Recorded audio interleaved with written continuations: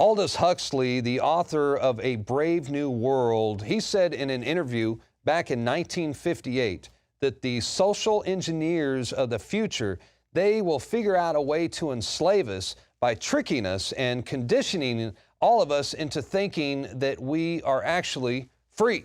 This was also well thought out and researched by the father of propaganda, Edward Bernays, who in his 1928 book, Propaganda, Bernays wrote, "If we understand the mechanisms and motives of the group mind, it is now possible to control and regiment the masses according to our will without them knowing it." He called it the engineering of consent and proposed that those who manipulate this unseen mechanism of society constitute an invisible government, which is the true ruling power of our country. So are we living in an Orwellian nightmare that was prophesied by the likes of George Orwell, Aldous Huxley, and Edward Bernays? Well, I did some research and I put together some video clips that shows how the globalist mind control has been present in our everyday lives, our entire lives, because the future is now.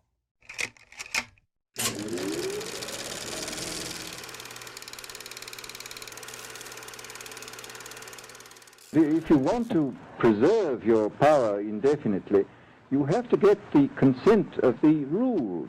And this they will do partly by drugs, as I foresaw in Brave New World, partly by these new techniques of propaganda.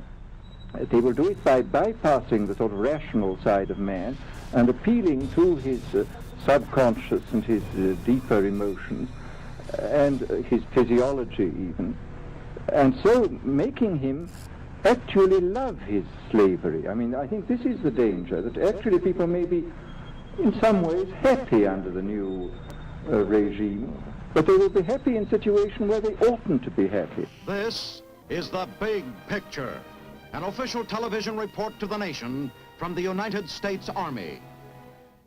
Yes, in modern warfare, our military leaders are finding that words and ideas are highly effective weapons. Here, recruits with specialized backgrounds were taught the nature, methods, and techniques of propaganda and its dissemination.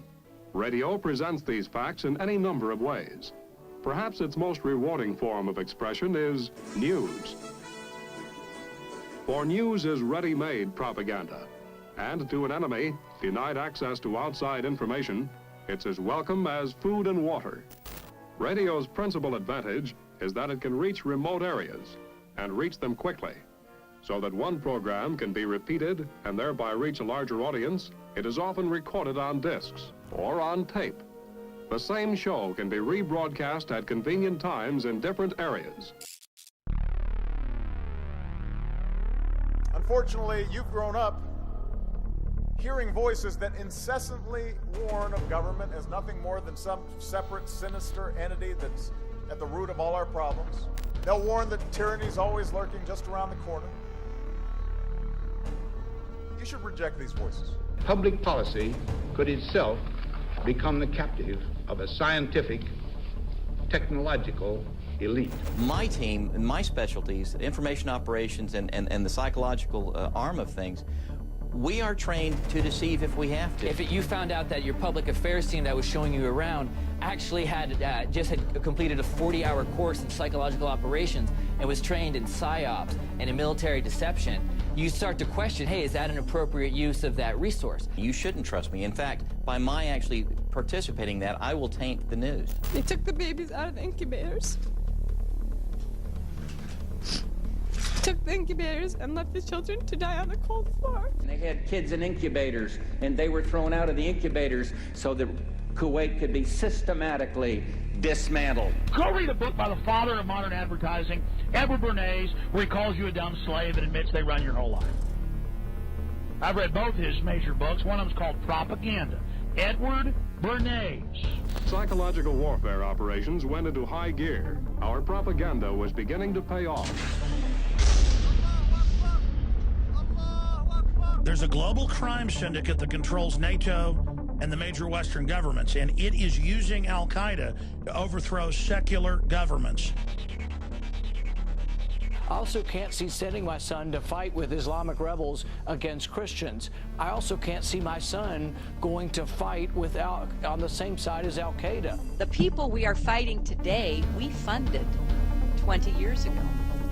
It was almost as if it were a planned implosion. It just pancaked. Well, pancaking almost like a precision implosion. Everybody get away from the tower. You gotta know the tower that just came down 1013. Where exactly are you, King?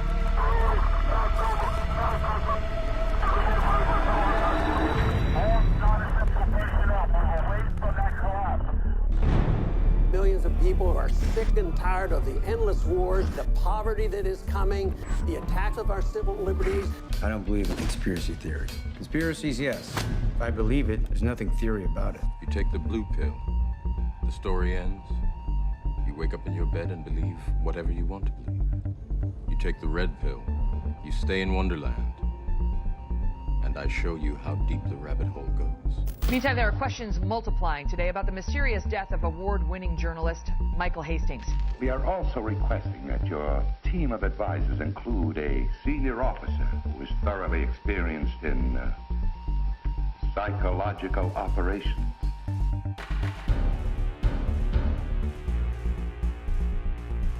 Psychological warfare was established as a special staff agency.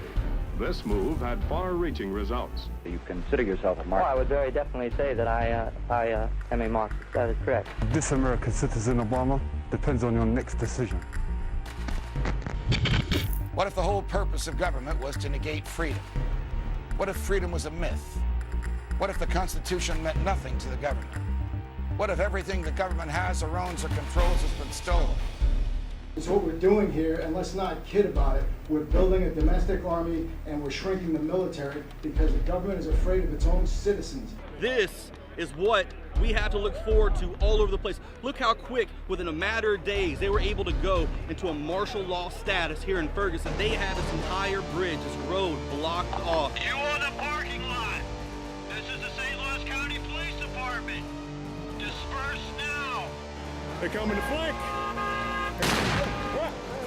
Joe Biggs got shot with a rubber bullet. Now I'm running down the street. Man, quit shooting at me! Quit shooting at me!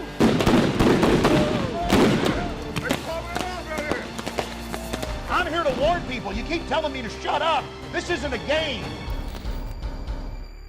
The answer to 1984 is 1776.